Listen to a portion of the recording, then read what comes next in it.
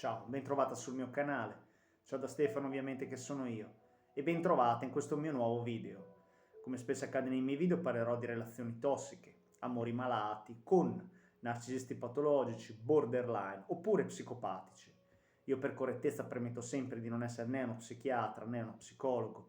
Sono un giornalista, regolarmente iscritto all'albo, che però, ahimè, ho attraversato alcune relazioni tossiche. Ho fatto un mio percorso virtuoso e ne sono uscito bene. In questi anni ho studiato libri scritti da luminari internazionali come Otto Kernberg oppure Sigmund Freud. Ho guardato numerosi video tenuti da psichiatri o psicologi, anche italiani, esperti in relazioni tossiche. La cosa più importante, ho partecipato a gruppi e seminari di persone che, come me, sono state vittime di amori malati. Ho ascoltato molti racconti e ho metabolizzato alcuni concetti che voglio esporre in questi video. Il titolo del video di oggi è: cosa fa il narcisista nelle relazioni? Punto interrogativo. Allora, prima di iniziare ti voglio dire due cose. La prima, se per favore puoi mettere ai like a questo video così che mi aiuti a far crescere il canale e potrò continuare a fare video sul narcisismo. Grazie.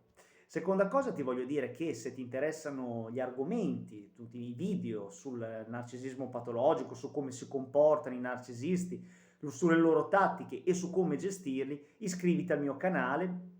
Qua sotto c'è un pulsante, clicchi iscriviti così rimani aggiornata in merito ai miei video dove tratterò praticamente sempre l'argomento dei narcisisti patologici. Chiusa parentesi.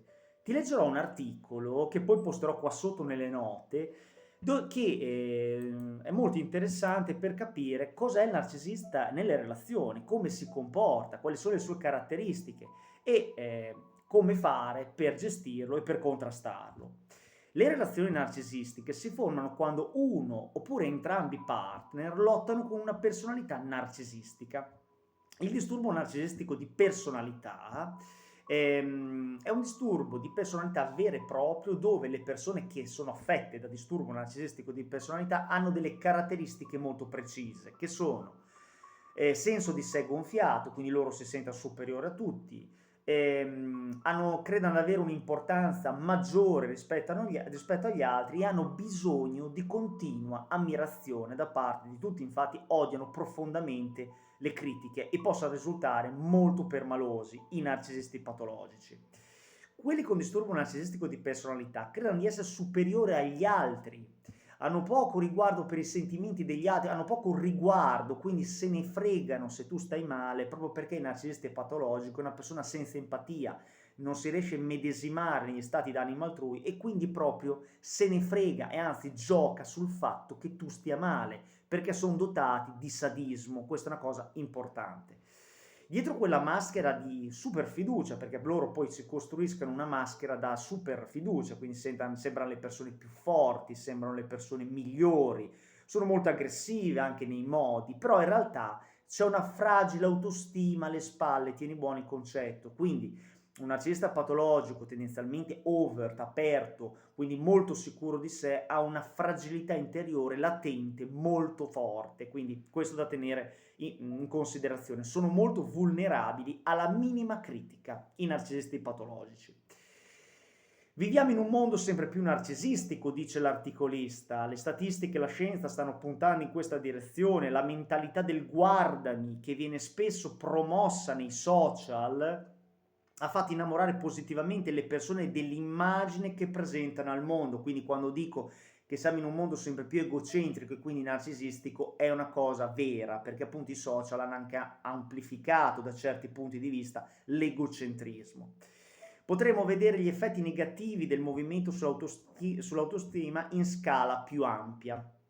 Allora, c'è un professore Bushman dell'Ohio State University americano che ha detto senza mezzi termini: i narcisisti sono pessimi partner in relazioni, perché ricorda, il narcisista patologico lo puoi trovare da tutte le parti, quindi sia in amore che in amicizia, che sul lavoro. Molti narcisisti patologici sono sul lavoro e ovviamente in famiglia, magari i genitori sono narcisisti patologici, e ricordiamo che il narcisista patologico può essere sia maschio che femmina.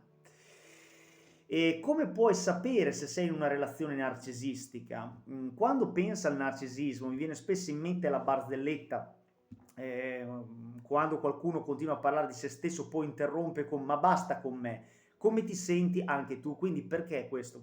Perché dice questo l'articolista? Perché anche telefonicamente, quando parli con un narcisista patologico, questa persona tenderà a parlare sempre di sé, se ne fregherà completamente dei tuoi problemi, magari lo anche in amicizia, magari trovi un amico o un'amica che parla solo di sé, quindi se te ti capita qualcosa e gli vuoi comunicare il tuo problema, lui non ti ascolta, l'amico narcisista patologico, e purtroppo ce ne sono davvero tanti.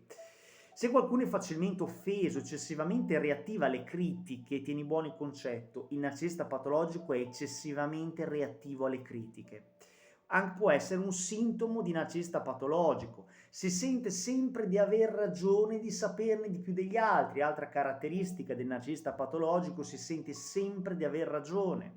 Ancora, questi sono segni tipici del narcisista patologico. Gli individui narcisisti possono sembrare preoccuparsi di te, e tieni buono il concetto, il narcisista patologico sembra interessarsi di te quando soddisfi il suo bisogno, cioè se ha bisogno di te, se ha bisogno che tu faccia qualcosa per lui, per il narcisista patologico, allora sembra interessato a te, se no se ne frega del tutto dei tuoi problemi, perché sono davvero delle persone completamente prive di empatia.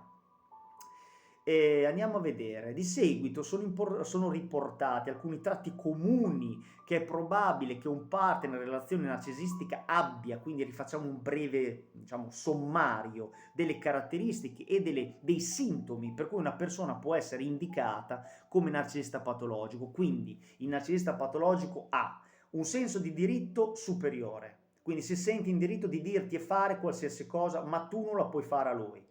2. Mancano di empatia. 3. Comportamento manipolativo di controllo, quindi se lui gli sta antipatico una tua amica o un tuo amico, tenderà in tutti i modi a far sì che tu rompa con quella persona, rompa la relazione perché ti vuole controllare. Ricorda, una vittima sola è una vittima facilmente manipolabile, quindi ti vorrà controllare.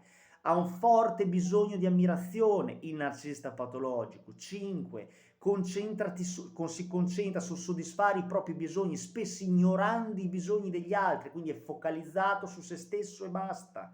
Ancora, ha alti livelli di aggressività, difficoltà a ricevere il feedback sul suo comportamento, quindi odia gli appunti, le critiche, lui vuole essere sempre lodato, il narcisista patologico. Perché le persone diventano narcisisti? Le persone narcisistiche hanno spesso genitori narcisisti, e tieni buono il concetto, come ti dicevo altre volte. Una persona narcisista patologico allora diventa narcisista patologico per 2 ragioni. Uno, perché è portata a esserlo, quindi di DNA, e 2, perché ha avuto genitori narcisisti patologici che l'hanno spesso umiliato. Quindi lui si è chiuso nel guscio suo e ha detto vaffanculo agli altri, perdonami il francesismo, sono solo degli oggetti da utilizzare per poi scartare. Ha sporcato i suoi neuroni specchio e ovviamente non sente più empatia. Vede soltanto le persone, ripeto, come strumenti da utilizzare per poi scartare. I loro genitori, dei narcisisti patologici, volevano che fossero grandi, in modo che potessero essere genitori con una grande... Perché i genitori narcisisti patologici fanno diventare un figlio narcisista patologico perché gli danno troppe responsabilità, vogliono che lui sia il migliore, il più intelligente, il più bravo nello sport, il più bravo in ogni campo. E ovviamente il bambino con genitori narcisisti o la bambina ha dei grossi traumi e quindi si sente sempre in competizione e chiaramente la sua empatia purtroppo se ne va. Quindi spesso anche le persone narcisiste venivano trascurate poiché i loro genitori erano così concentrati su loro stessi che non potevano sintonizzarsi con con i bambini o soddisfare i bisogni emotivi del bambino, quindi insomma se ne fregavano completamente se il bambino aveva delle esigenze o magari non voleva studiare una cosa ma voleva studiarne un'altra, loro se ne fregavano perché il bambino doveva studiare quella cosa che diceva loro, oppure che doveva diventare un campione in quello sport che diceva il papà oppure la mamma, e se non lo diventava chiaramente era uno sfigato e il bambino assorbiva tutta questa negatività e quindi diventa poi narcisista patologico. Il bambino era utile a questi genitori, tieni buoni concetti, il bambino era utile a questo genitore narcisista patologico, solo quando serviva lo scopo, quindi soltanto quando prendeva bei voti oppure faceva una grande prestazione nello sport, ma quando allora era il top, ma quando diventava un bambino con dei problemi, allora veniva scartato anche dai genitori, veniva punito, veniva deriso dai genitori. Quindi i genitori con un disturbo narcisistico di personalità se la rifanno sui bambini che a loro volta hanno grosse possibilità di diventare narcisisti patologici oppure dall'altra parte possono diventare codipendenti, ma è un tema che affronterò in un altro video.